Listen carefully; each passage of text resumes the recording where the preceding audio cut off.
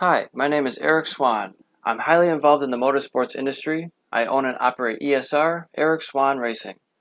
ESR has many parts. I sell racing parts online, have a podcast with over 100 episodes.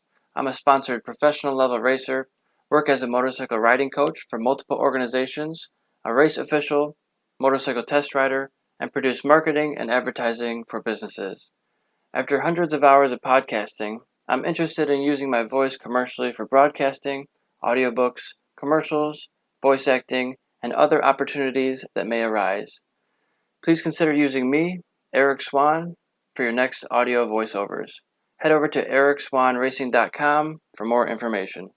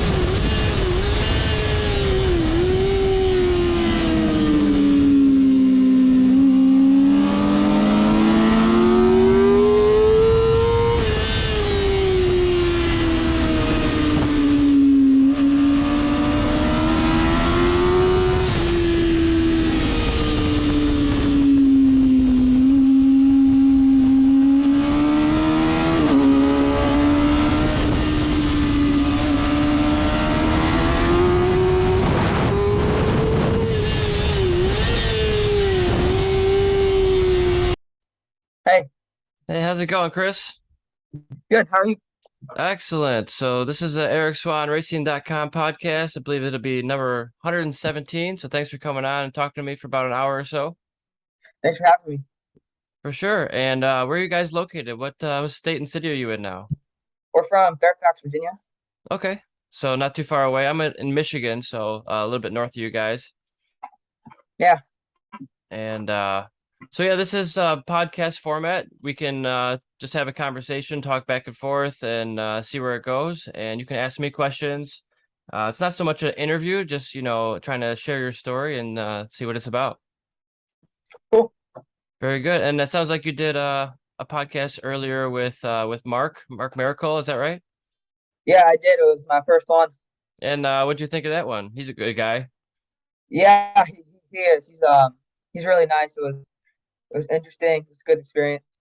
Yeah, I've known him for probably a decade now, 10 years or more. And yeah, he's always been at the track, always helping out. And sometimes if you get injured, he'll be at the hospital with you holding your hand. It's pretty cool. Yeah, he's a really nice guy. And so you're Chris Clark of Chris Clark Racing. So tell me a little bit about your program and what you're doing at the racetrack. Yeah, so um I race a Kawasaki Ninja 400 and a Aprilia 250 in the Talent Cup. Um I've done a couple of Junior Cup races and yeah, we're looking to do a full season next year of that. So that's the Aprilia Cup. That's pretty cool. It's the is that the North American Talent Cup? Yeah, it is. So I was actually flagging at Circuit of the Americas in Texas, the Coda round for MotoGP, and NATC was there. It was pretty cool to see you guys out there and ripping. Yeah, what turn were you at? I think it was the last turn before the back straightaway, that hairpin coming down the hill. Yeah, I think I crashed there in race one. Yeah, there's a lot of action there. People are coming in, pushing on the front, and then sometimes high side, like Sean Dillon Kelly coming out of it, pretty spectacular fashion. There's a lot of elevation there that TV doesn't do justice to. Yeah, yeah, especially like turn one.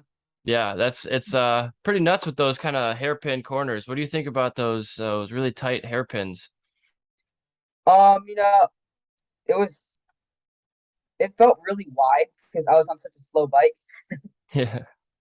And do you like the Aprilia? Is that a good platform? It seems like a pretty fast race bike for the Junior Cup or the Talent Cup. Yeah, it's a great bike. It handles incredible. It's it's not the fastest, but it's a great bike. Very good. And it sounds like there's a couple of series partners there that are helping the kids out. Is it maybe KYT helmets and let's see, Ovale, I think is a as Yeah, a as a helper. yeah. There's also Bison. They made all the suits. Oh, nice. I didn't know that. Yeah, they're really nice suits. Yeah, Robert and Tasha Lackey over there at Bison Track. You know, it's not made out of bison; it's still cowhide, but that's just the name Yeah, of it. It'd be cool. I've never actually seen a bison made like bison material suit. I don't know if that'd be a good material for that. yeah. I don't know. Do they make suits out of bison leather? No, not really. No. It's just kind of a joke, but you know, they do kangaroo. Kangaroo's a big material now Yeah, because I guess it's stretchier and a little bit lighter. yeah, So, and then your number is 27, is that right? yeah. It is. So Um, how'd you pick that number? Just out of the thin air? Is it there's some meaning behind it? no, so I used to play football, and that's the number my coach chose for me, and Okay, I just really like the number. just stuck with it. Yeah, Very good. Sometimes it's like people's birthdays, like or it could be February 7th. You never know. And so how did you do this year in your racing? What kind of finishes and how'd it go? and so I did a couple of junior cup rounds. The With Moto first round, America? yeah, yeah, the first round that I did was VIR. Wasn't very good. I DNF'd in two races. Ah, Um, yeah, but at Pittsburgh, I finished race one with an eight, I think, and then race two I finished in sixth. okay. That's not bad. Yeah, Some top 10 finishes. And those DNFs, were they mechanicals or rider error or what? race one was a mechanical. We had a problem with the clutch, and race two I crashed into turn one. Ah, it happens, right? When you're pushing, trying to beat your best or beat the other guys. Yeah, I was trying to catch that lead group. And so, how old are you now? 15. 15. And what's the earliest you can race in Moto America? I think you have to be 14 years old. Okay. Do you think that should be raised or lowered, or is it a good age? I think it's pretty good. Yeah, I think it's good. I think it's crazy that you can be a professional level racer but not be able to drive a car, right? Yeah, it's yeah.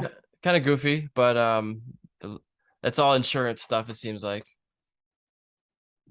And so you're on a Ninja 400 for the Junior Cup in Moto America. How does that compare to is that the Aprilia RS 250?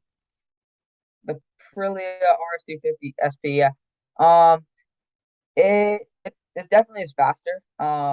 It goes. I think it tops out at like 120, and the Aprilia like 110 with like a draft. But the Aprilia handles way better. It feels like a lot more like a GP bike than the 400 does. So it's a lot more fun to ride. You like riding the Aprilia a little bit more? Yeah, Yeah, it seems like it's definitely a race bike. Like the Ninja 400 can be modified to a race bike, but it isn't it's a production bike, right? So you have to modify a lot of parts to get it to that yeah, level. yeah. When I ride on the Aprilia, it feels like a real race bike, and then I get in the 400, it feels like I'm sitting on a couch. It's so comfortable. Probably a little bit better suspension on the Aprilia. Yeah, definitely. And are you using like full quick shifter, full throttle up and down shifting, or are you using the clutch? On the 400, I have a quick shifter, so that's pretty nice. On the Aprilia, you have to use the clutch. Okay. For both up and or probably just down, I would Just assume. down shift. Yep. Because most modern sport bikes are all designed to be, clutchless upshifting, but still got to roll off the throttle if you don't have a quick shifter. Yeah, yeah. I yeah. All right. And so what kind of stuff are you working on when you're at the track? Are you working on lines or body position or braking, or I'm sure a little bit of everything, but is there one point that you're trying to focus on sometimes that you're maybe struggling with? So right now, like our main focus right now, whenever you go to like a track day or just like a test day, we I'm just trying to go fast without someone to follow, because that seems to be like a problem of mine. So Okay. like yeah, every time I go to a track day, I'm um just trying to get better at that. Trying to cut your own wind and not have the toe. Yeah, Okay, yeah, makes sense. It's really easy when someone's in front of you showing you where exactly to go and the lines and everything. You can kind of model them and use their rear tire for your turning points and your apex. But when you got to do it all yourself, it's a whole new ball game. yeah, for sure. And then these lightweight bikes, they're seem to be way dependent on the draft too. You could probably make up second at some tracks if you're right behind them in the draft. Yeah, I think some tracks it gets up to like a second and a half. It's pretty big. Yeah. And so you said which tracks have you gone to this year for racing? You said Coda and VIR. Any others? We went to Barber with Moto America. We went to the Ridge. Um, and then a lot of local tracks like Summit Point and we went to Jennings and Homestead in Florida earlier this year. Yeah, so that's got to be pretty cool. Traveling the country, racing motorcycles.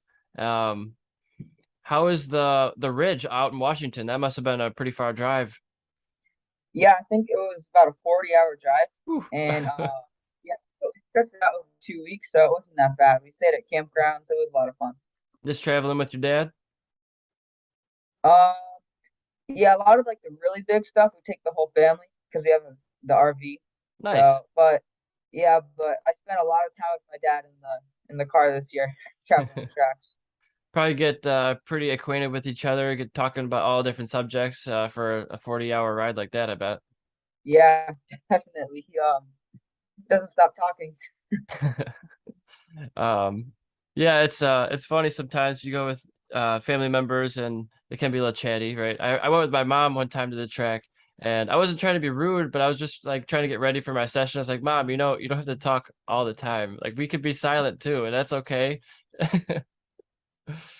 Um, and so it sounds like a family affair for you guys. That's got to help out a lot. Yeah, it does. It's nice because my little brother was also doing mini cup, so a lot of the tracks that we were going, he was coming too and able to race in the kart track. Very good. And so tell me a little bit about your brother and what he's doing. Yeah, he's racing the Moto America Mini Cup and on his Avale 160. He did a full season this year. Um, and I think he did pretty well. Awesome. And those are like 4-speed transmissions on those Ovale 160s. Yes. Sounds like they're pretty fun to ride. A lot of the bigger kids, the adults, are riding them just as fast, and seems like a really good training tool. Yeah, it is. It's like I rode it for about 2 years. On all the volleys, the 110, the 160, and the 190. They're a lot of fun, and it really prepared me for the big track. And the 110, I guess, is like automatic. It's like a CVT, so no They have, shifting. they have an automatic version, but there's also a manual version Okay. with a clutch version. Yeah, Do you like having the shifting, or do you like the automatic better? I've never been on the automatic, so I couldn't say, but yeah, I think it kind of helps out getting your gearing for each corner. You don't have to look at what speed you're at. You just have to be in a certain gear range to make the corner. yeah. Um, and so, what are some of your strong points at the track? What do you think you do well versus some of the other riders? One thing I think I do well is before I go to tracks, I prepare a lot, so I can. I think I learn tracks quick, and that's pretty helpful when I go to new tracks for a A- race. And what are you doing to prepare? Are you looking at track maps or playing sim racing games online or watching videos maybe on YouTube?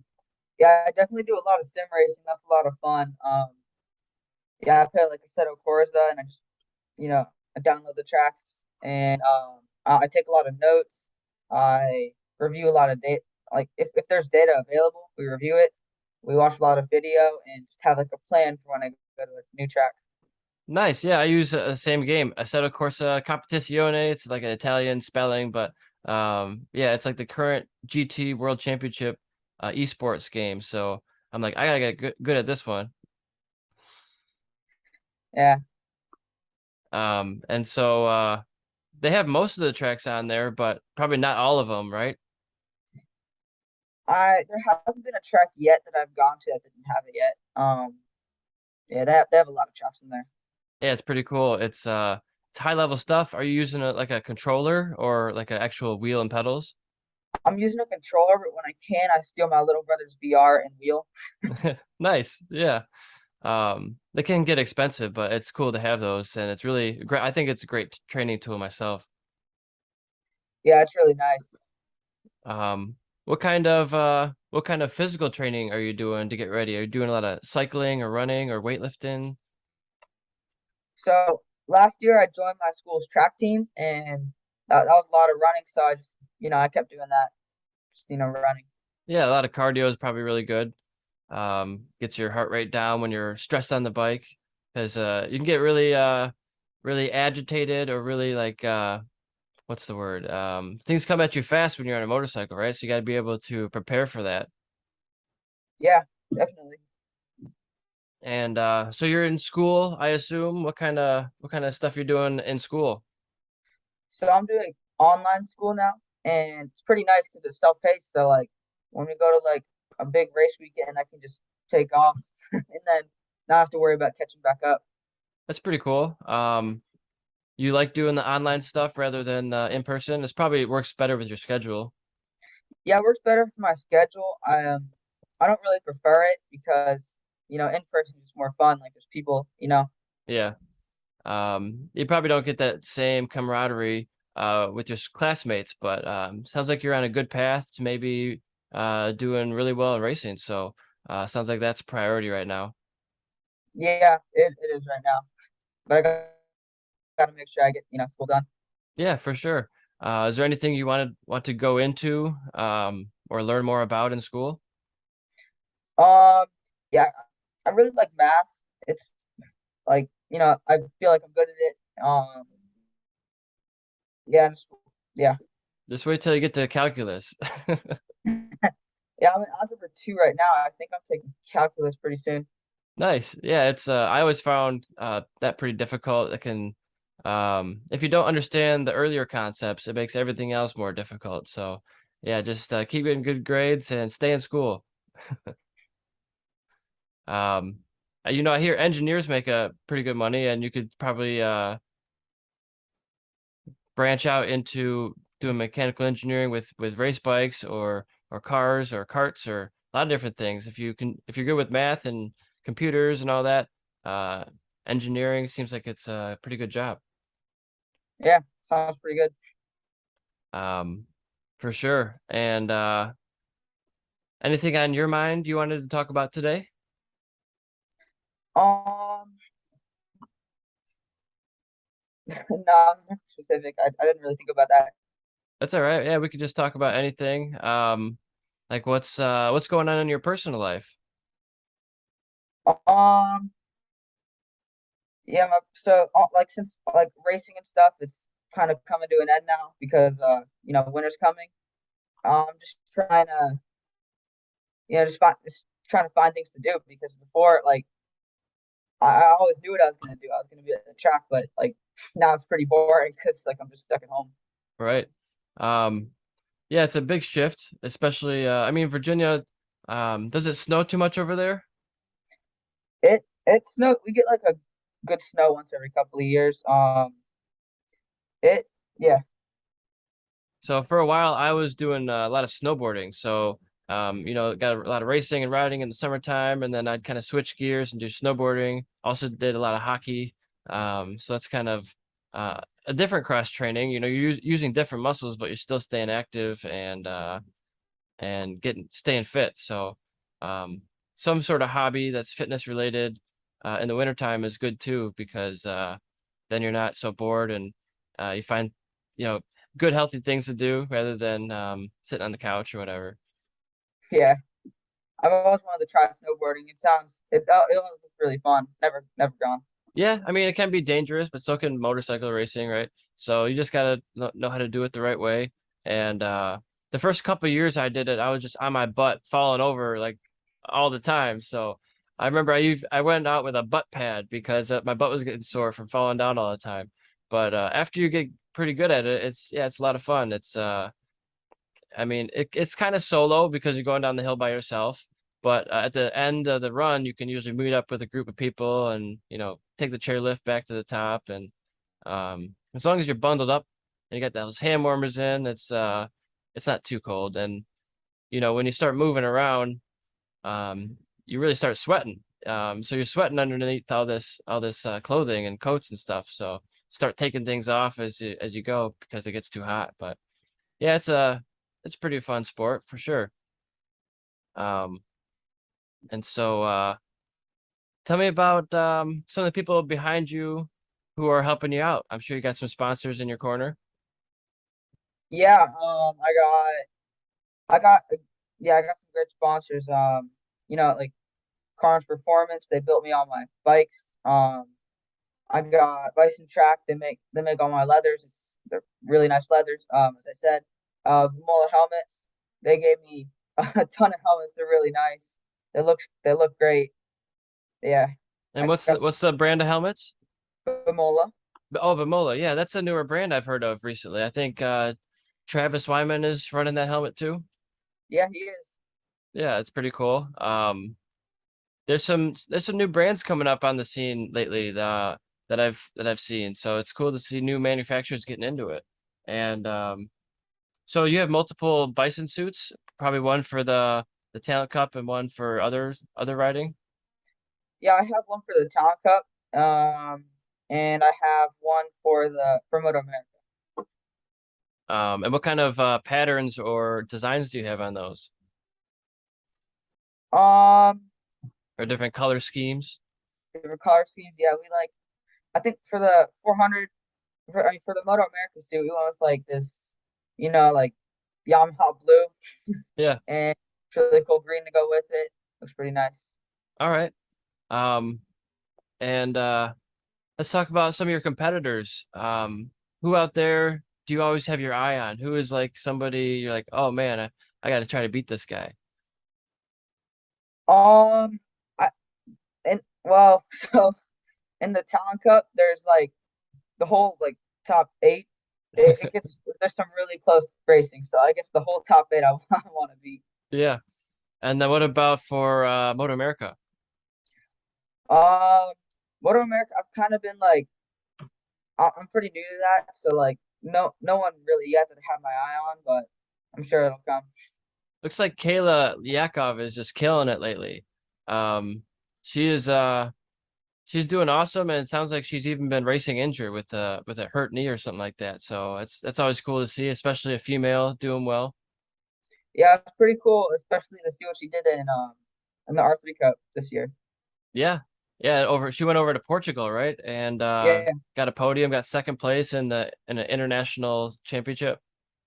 yeah, that was really cool. Do you ever see yourself going overseas doing something like that? I mean, yeah, like this year we got invited to the Red Bull rookies tryout, Yeah, and yeah, I really hope I can get back into that so I can, try and make it. for sure. So it sounds like you didn't make the full cut, but got the invitation to go out there, and that's a huge honor just to be asked. So tell me about your experience with the Red Bull Rookie Cup. It was awesome. Like, um, we got there like 5 days beforehand so I could adjust to the time, and when we got there, there was like 100 kids, and they split it up into 2 days. So I was on day two, and I ended up making the next day, the Okay. final cut, Yeah. and then yeah, and I ended up crashing out in the practices, so didn't end up making. Uh, so what track did you go to for that? Modena. Yeah, it's somewhere in Modena, Italy. It was a nice track. Heck yeah. Do you speak Italian? No, I don't. So, so what was the experience like going over there? Probably a lot of baguettes and that's France. I'm thinking.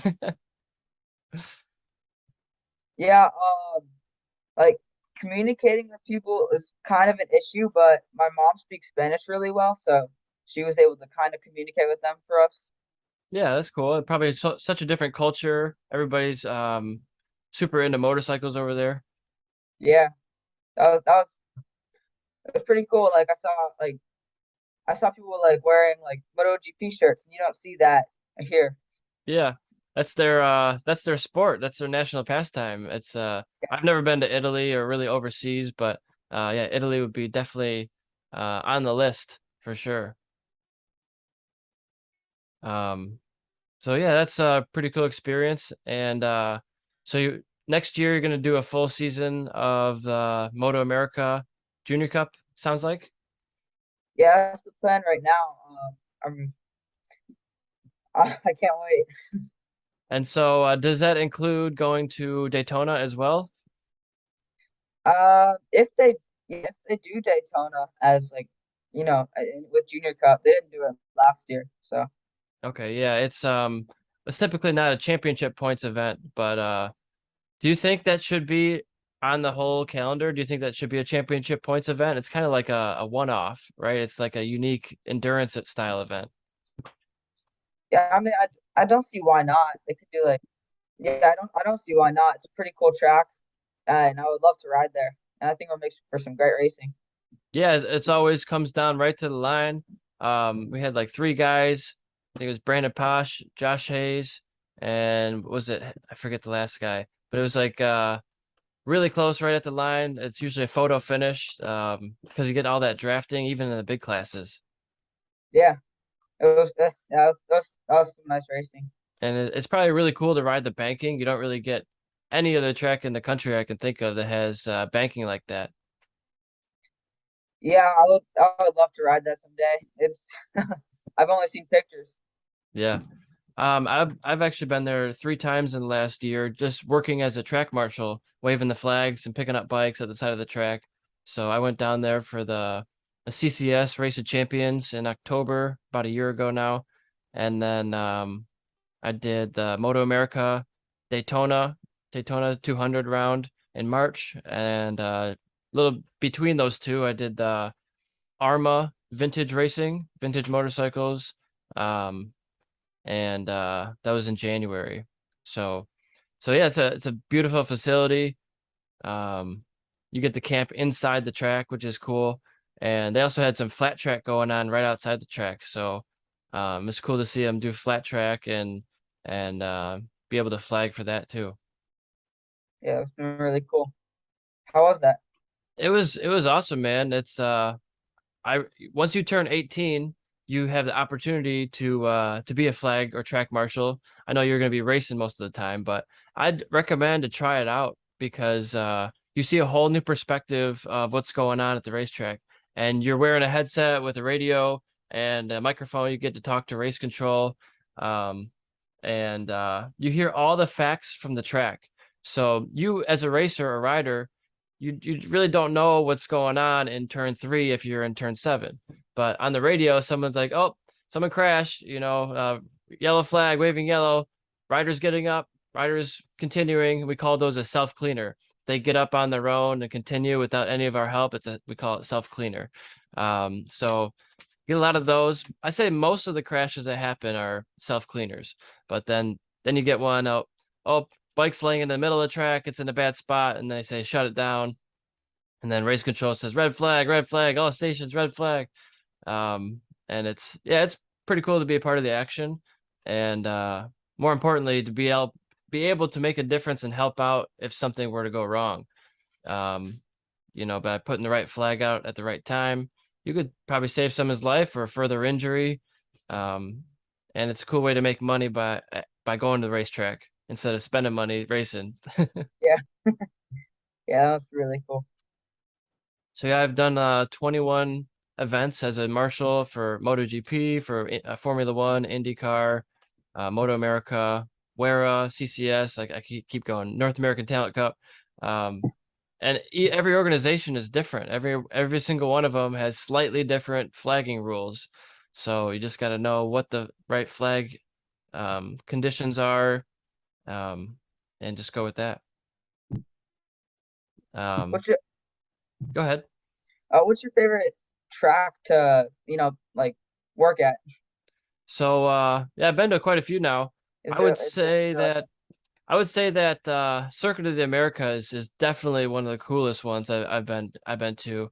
Um, it seems like such a great facility. It's got tons of runoff. I'm a huge fan of runoff, and I like the modern style tracks where there's not grass at the edge of every corner. I think it's way safer to have that runoff. Um, so I'm a big fan of Coda, but I mean tracks like Road Atlanta. Um, they have some runoff in like a couple corners, but like not much, right? So if you make a mistake, there's an air fence there. I'm like, we have the technology to move the walls. Why don't we just move the wall? Just costs a lot of money to do all that landscaping and stuff like that. yeah. Um, but yeah, even like local tracks. I don't know if you've ever been up to Michigan to ride, but we have Grattan and Gingerman up here on the west side of the state that are pretty cool. I say if you can ride Grattan, you can ride anywhere because it's got a lot of elevation, a lot of S's. You screw up one corner, you screw up the next six corners, it seems like. And yeah, you just got to be spot on with those. But um new track I went to this year was the Formula One Miami Grand Prix um in Miami. And Yeah. that one, I'm not such a huge fan of the street circuits, especially as a spectator or as a marshal, because at my particular post, I think it was turn 9.5 on the right hand side. It's not really a turn. It's like a straightaway kink kind of thing where the DRS opens for their flap, and you get more or less drag so you can go faster.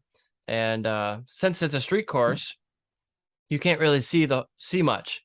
You can Yeah. only see for the Formula One cars, they're going by so fast. I counted like 4 seconds. You could see the cars for 4 seconds from my spot. And usually as a marshal, I try to count how long I can see them from when they come over the crest of turn one to where they fade off into the distance. And some tracks you can see 45, 50, 60 seconds sometimes. That's kind of rare, but at least normally 20, 30 seconds of a track where you can see them. So to be able to only see them for 4 seconds, it's like, no, all right, they're gone. No, it's like way shorter. So, and even though the drivers aren't hitting the ground when they crash like a motorcycle rider does, if you hit a wall at 100 miles an hour in a car, you could still have a concussion, even though your body didn't hit anything. That's a lot of G-force. So I'm a huge proponent of like just make it as safe as possible and get rid of the walls. I don't really love the street circuits. I know that Formula One loves them because it brings the race to the people. People don't have to travel 4 hours to go see a race. I get that, but it's not my cup of tea. Yeah, the street circuits, they're really cool. Like I love watching the cars go around them. But they don't really make for great racing because it's not wide enough. Yeah. Yeah, everybody kind of bunches up and they get maybe a little spread out at the front.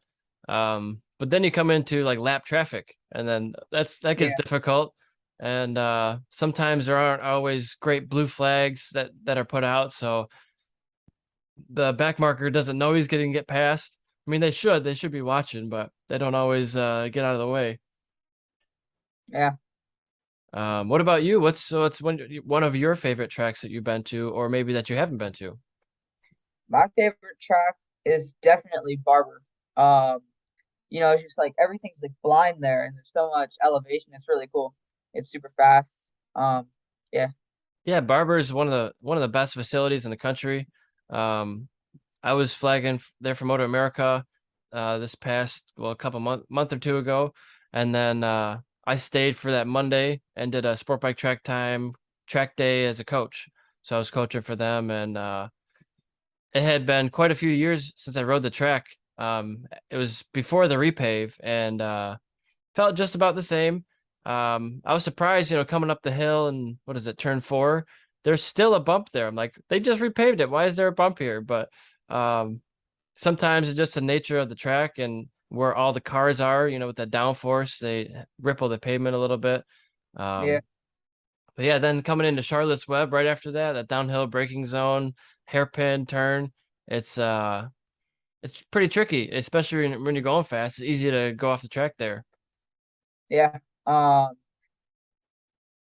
Trying to think. I'm trying to think. Like I think in qualifying going into Charlotte's Web at the Wera race 2 weeks ago, I crashed into there. Ah, it's easy to tuck the front, with all that load coming in and the elevation, and then you got to get off the brakes and get back on the throttle. At the maybe the slowest point of the track is probably right there, I would assume. Yeah, I think it is. Everywhere is pretty high speed. There's nowhere else where you really have to like stop like there. Yeah. So sounds like you did the Grand National Finals with Wera. Yeah, I did. I did the endurance race on the yeah, I did the endurance race and a couple sprint race on Saturday. Is that the ultralight 2 hour? Yes, yeah, that's what I did. I did it by myself too, Ooh, and that's a lot of racing.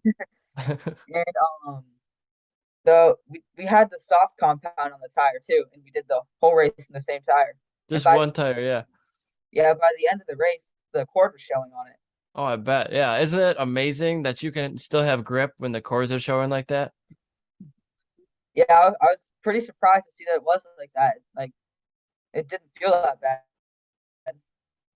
Yeah, and so people are like, "Oh, you're at the wear bar. It's time to change the tire." I'm like, "Well, maybe for perfect grip, yeah, you want to change it, but you still have a lot of life left in those tires." Yeah. And so how'd you do overall at that event, the GNF? So in the 2 hour, I finished in first place, but it ended on a red flag, and Ah, I only led one lap. So they put me back into third. so it goes back a lap, right? If they red flag it. It went back 2 laps. Really? Huh, okay. I was pretty surprised. That It, stinks, it, have that victory taken away from you. yeah, but I still got third, and we came on with like I think it's $500 for third place, so it was pretty fun. Nice. Yeah, they got some purse money or contingency now, so that definitely helps. And Yeah. yeah, years ago, same thing happened to me. I was in second place in the 600 class, I think maybe 600 super stock. Um, and then I passed for the lead, led over the line, and then a red flag came out. I was like, "Oh no, someone crashed in the museum corner." And so it went back a lap, just one lap, and I ended up getting second. I was like, "Man, that stinks. You never want to see that happen." It's like, "Oh, I wish it was restarted." But in Wera, it's if it's half distance, they'd call it a race. In Moto America, I think it's 2/3 distance. So yeah, I got kind of screwed out of that one. But that's how it goes. In racing, sometimes the flags don't follow your favor, or sometimes they do, and you can benefit from it. But you just wish you could have that one back, right? Especially in a national final race. Yeah, it always sucks when that happens, especially when you finish in a pretty good spot and have to take it back. It always Yeah, sucks. for sure. So you probably gotten some podiums by now and some victories. Um, tell me, do you have a count, like how many podiums you've gotten so far? Um, in the I haven't ever podiumed in Moto America yet, but in the actually I have kind of because in the Talent Cup they race in Moto America, but I'll I've count got it. one win in the Talent Cup and I think like five podiums in it. Nice. Get some hardware. Yeah, I got a trophy somewhere in here. Very nice. Those are your credentials now. Yeah. And then what about Wera? Um, we only raced Wera twice this year. actually only once. It was at or no, twice at GNF, and I don't remember the other time, but yeah, I got that first in the endurance race, and I came out with a couple podiums and a win in the sprints. Heck yeah. You ever done CCS or any other organizations? Yeah, I raced UCS earlier this year, and I did a little bit last year. Um, we raced at New Jersey, NC Bike, and Summit Point with Okay, CCS. nice. And I hear New Jersey's NJMP is going to be repaved in the off season here, so that'll be interesting to see a whole new surface next year. And I think they're gonna kind of redo one of the turns in the back section. Yeah, I heard about that. It's really excited because there's a couple bumps in some of the turns, and it's also one of my favorite tracks. So I'm really excited about that. Yeah, and that's a pretty unique layout. It's like really fast last sector coming out of the main straightaway, Yeah, and it sounded like people were kind of complaining about the surface in the rain. It wasn't very good in the rain, kind of sketchy conditions. And I worked that event as a marshal. I was at turn 3C, so right before Wheelie Hill, their last right-hander. Um, and there's a bump on the inside. Every single person was hitting. Like there's no getting around it. yeah. That's probably the worst bump in the track. I'm excited for that to be gone. Yeah, for sure. It's tough. It's difficult. Um, but everybody has the same track to deal with. So it's about how can you get through it and how can you not let it affect you too bad. If you have to hit it, right? There's nothing you Yeah, can do about it. yeah, But there's like if there is a bump, you have like three options. You can change your line, you can change your suspension, or do nothing, go over it. Right? There's not a whole lot of other things you can do. yeah. That's typically what we do. It's just like I just have to deal with it and just go over the bump. Yeah. And so, are you tuning your suspension like round to round? Do you have like baseline settings for each track, or what's your plan going from different track to different track? Yeah, I think just about every track we mess with the suspension a little bit. We kind of have to. Yeah, to be competitive, yeah, there's you got the best kids in the country fighting for everything. So I just actually bought a new book myself, trying to learn a little bit more. The Soft Science of Road Racing Motorcycles by Keith Code. Um, it's an older book, but trying to look for a date here. At least 2009 was the last revision on this one. But but yeah, look at this. I mean, it's signed by the master himself, Keith Code. Look at that. I don't know if you can see that. I can see that. It's nice. California Superbike School, baby. So Have you? I just got it yesterday, so I haven't really even opened it. Um, but I actually took a California Superbike School um, date this year at VIR, and man, that was so cool. I mean, I've been racing and riding and being at the track for 11 years, and I've obviously gotten some podiums behind me. But there's always more you can learn. There's always something else to pick up, another concept, another, beat that fundamental deeper in your brain. Um, and I'd highly recommend it. It's a really cool program and some of the best coaches in the world. And Keith wasn't there that date, but his son Dylan Code, and you're learning from the masters of the sport. Like this is where all this technology came from, is these two guys, Yeah, and I'm sure others, but mainly them, and um, it's just really cool to be a part of that and to take the school. Have you taken any road racing schools? Like, how did you get so fast? no, I haven't taken any schools. Mainly we've just been meeting up with coaches at tracks. A lot of my coaching actually came from my dad. Yeah, Mr. Fred Clark. Yeah, Very good. And so tell me a little bit about your dad. I'm sure he's a big part of helping you get into all this. yeah, he's the one that got me into it. He got me a Yamaha TTR 110 when I was about 12 years old, and Yeah, he takes me to like every track. He plans all these track days and stuff. He changes all my tires, my gearing, suspension. He helps a lot. And sounds like he was a little bit of a racer himself for a little while. He never really raced. He did the track days for a long time with his friends, and I thought it was really cool, so I wanted to try it. Yeah. Um, that's definitely awesome. Even doing the track days, I think you're a better rider than probably 99% of the people on the street. Yeah, Um, and do you ride on the street? Well, you probably don't have a license to ride on the street, right? no, I don't have a license. Not old enough yet. I don't really plan on doing that just because like I like going fast and going on the street. That's just seems boring and Yeah. dangerous. Yeah, that's the truth, man. I always thought like I want to ride the bike how it's designed to be ridden, not go 40 miles an hour and stop, and then go 40 miles an Yeah, hour and stop, and you're in a straight line.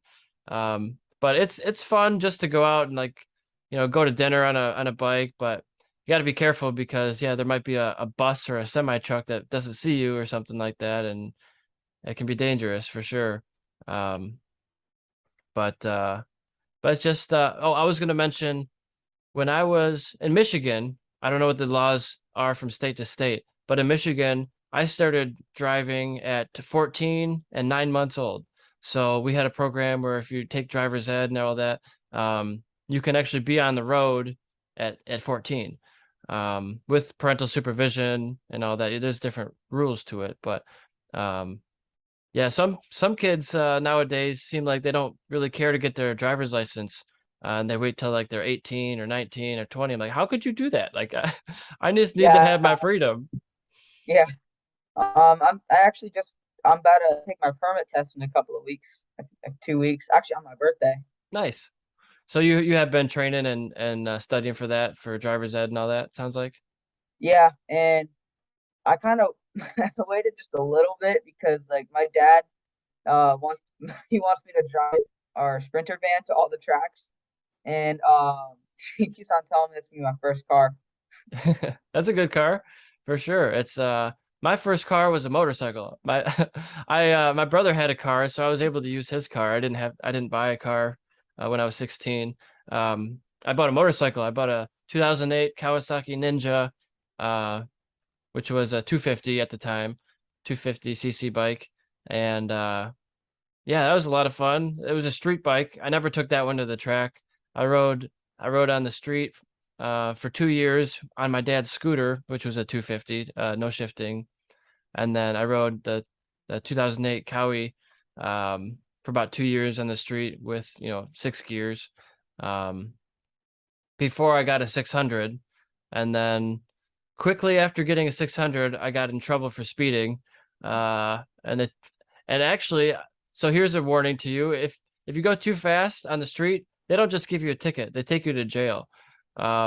Like it's a big deal. So Yeah, that changed my whole perspective on riding. After that, I didn't really ride on the street for about 10 years. Not because I couldn't, but because I was like, I don't want to do this anymore. It's too easy to go 100 miles an hour and get in trouble. So, because it takes what, 4 seconds and you're at 100 miles an hour, maybe five, depending on the bike. yeah. Um, About what so, was the yeah, go ahead. what was the first track you rode on, or Yeah, well, you rode track? first track I ever went to was Grattan Raceway. It's deep in my heart. Um, and it's such a technical track, like I mentioned before, but it's very unique in that it's also the closest to my house, which is helpful, about 2.5 hours away west of me. Um, but it can be rode clockwise or counterclockwise. Obviously not in the same day, but when I first went there, I thought all tracks were like that. I thought every track could be run backwards, but they are not.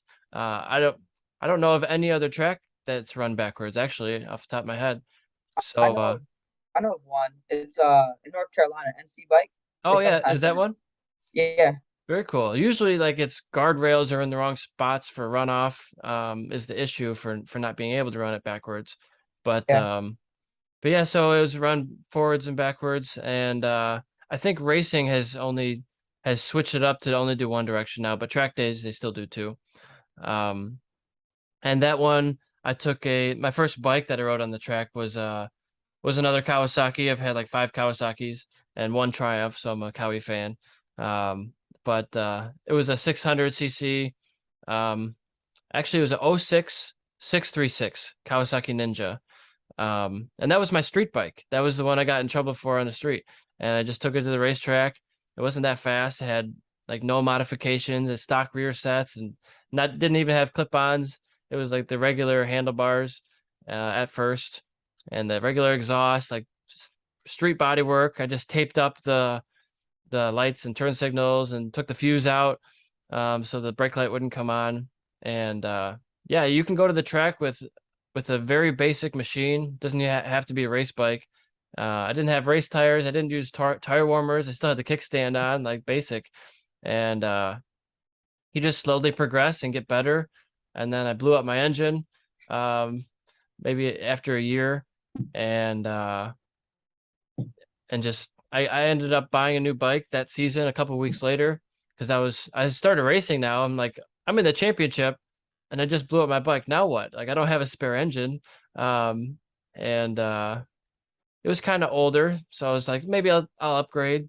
And I found a race ready '09 ZX6R 600cc bike.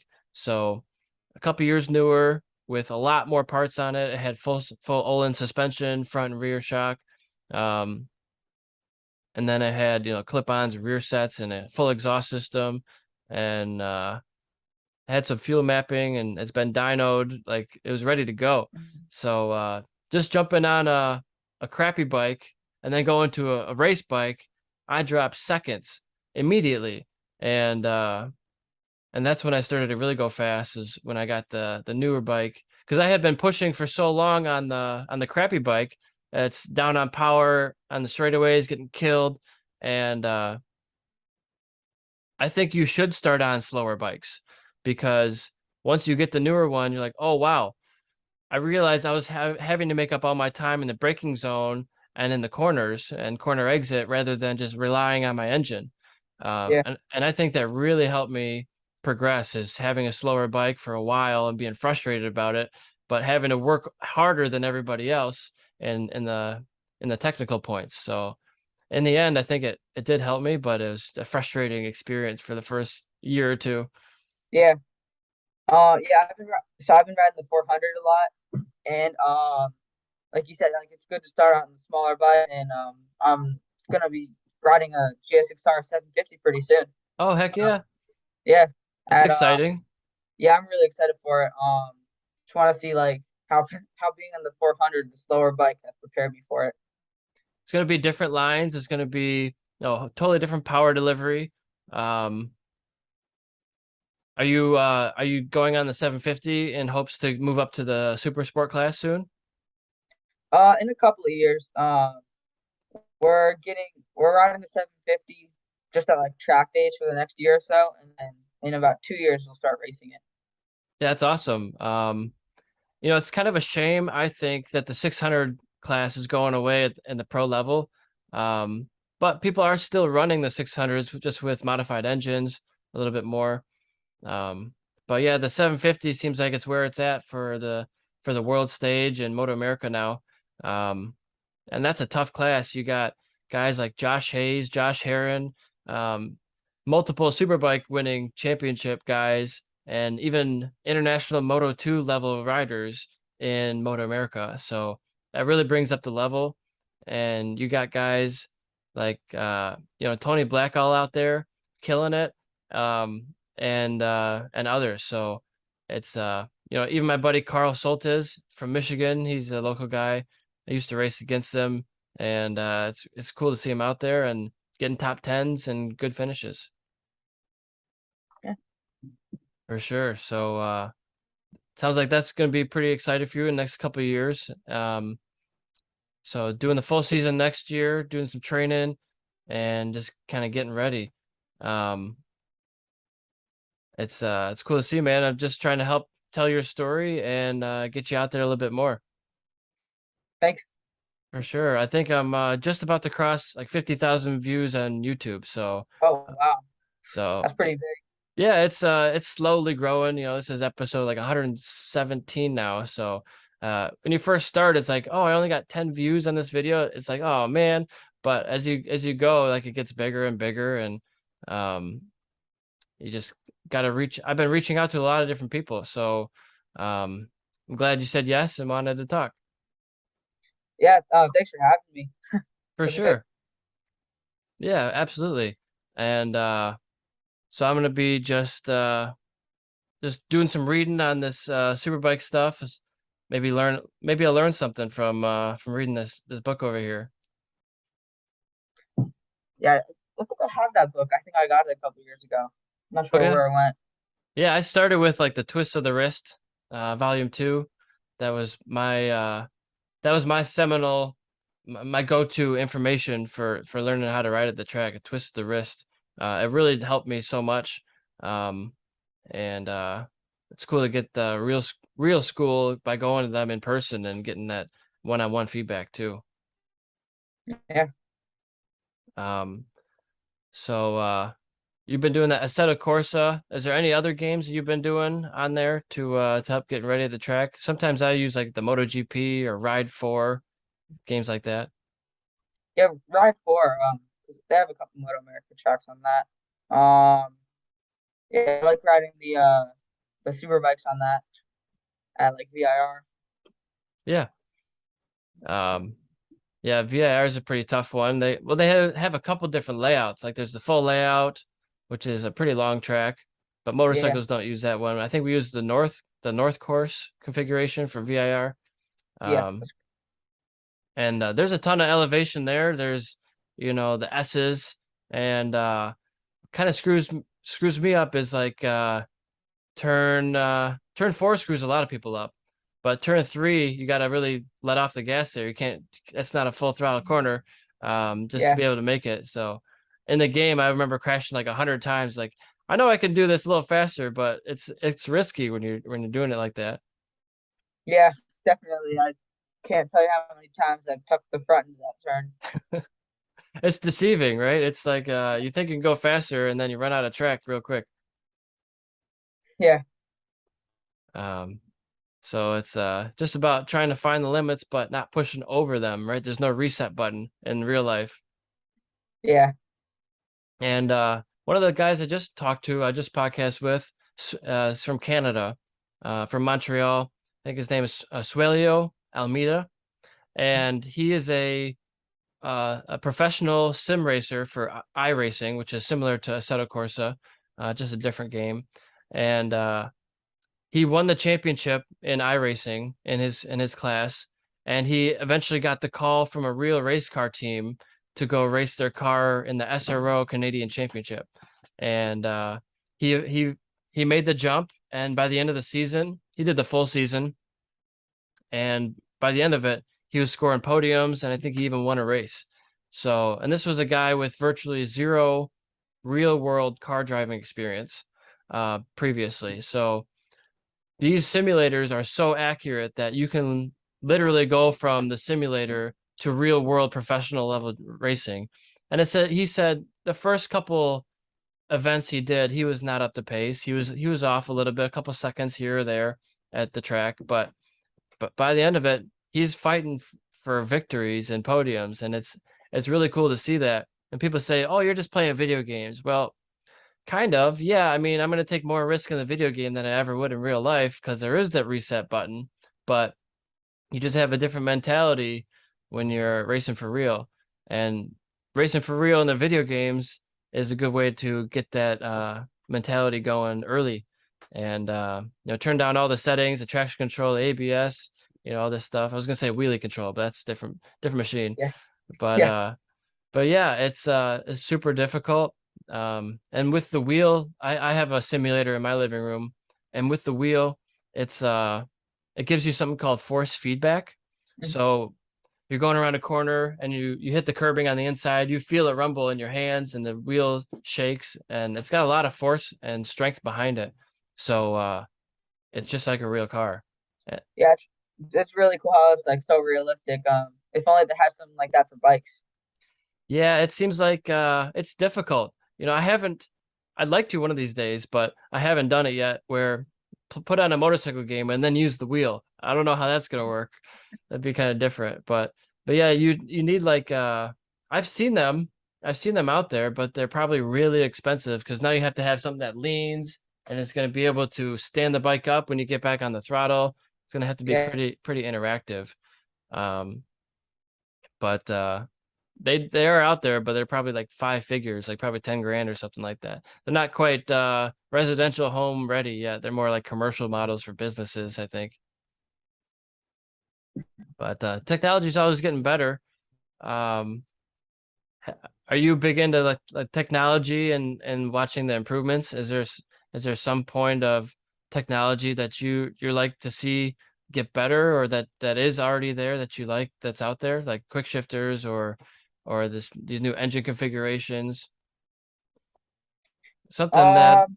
something that I found that was cool was World Superbike. I found has saw Jake Gagne talking about it when he went to Portugal and did a superbike round.